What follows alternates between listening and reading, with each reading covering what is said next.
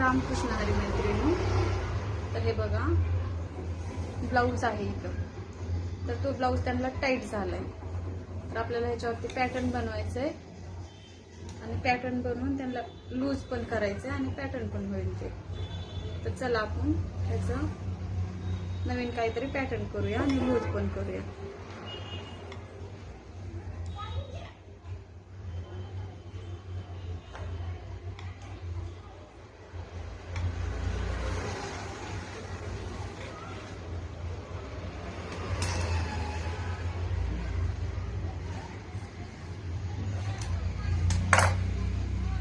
हे बघा कापलं नाही, आता याचं काहीतरी पॅटर्न बनवायचं आपल्याला. चला पॅटर्न बनवायला सुरुवात करूया. मधोमध कटिंग केलेले आहे, तर पहिले त्याला फिनिशिंग द्यावी लागते.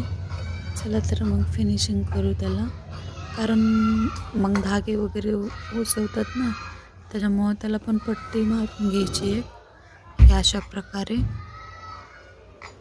आपलं ब्लाऊज लूज पण होतो आणि एखादा पॅटर्न पण होतो.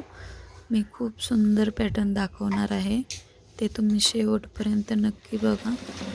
म्हणजे कसं तुम्हाला पण आयडिया होईल. ज्याला टाईट होतात ना ब्लाऊज, त्याला असं लूज करायची खूप छान संधी आहे. म्हणजे एकदम भारी दिसणार आहे. शेवटपर्यंत बघितला तर पॅटर्न लक्षात येईल, असं काही यायचं नाही. त्याच्यामुळं थोडंसं वेट करून शेवटपर्यंत नक्की बघा तुम्ही.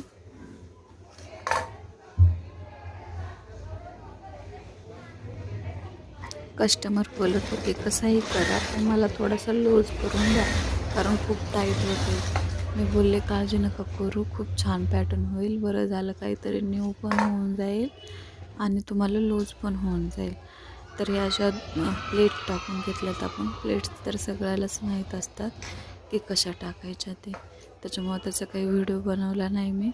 प्लेट टाकल्या आणि दोन्ही साईडने फिनिशिंग करून घेतली आणि साईडला शिलाई मारून घ्यायची एक.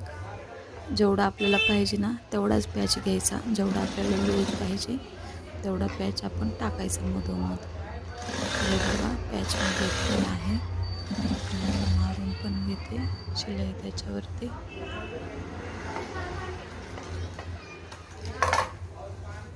बघू शकता तुम्ही कसा वाटतो पॅटर्न. म्हणजे आत्ताच एवढं काही नाही, आणखीन पुढं पण याला खूप छान बनवायचं आहे. मधोमध एक शिलाई द्यायची टाकून, जेणेकरून असं डिझाईन थोडीशी दिसली पाहिजे. पूर्ण पॅटर्नचा लूक बनलेला आहे आणि इथं आपण असे छोटे छोटे मणी लावून घेतलेत, जेणेकरून ते वर्कला ना छान एकदम मॅच झाले पाहिजे. व्हाईट कलरचंच आहे ना त्याच्यावरती एम्ब्रॉयडरी वर्क. तर बघू शकता कसा वाटला आहे पॅटर्न, ते कमेंटमध्ये मला नक्की सांगा. आणि लूज पण झाला आणि पॅटर्न पण झाला. So thank you, bye bye.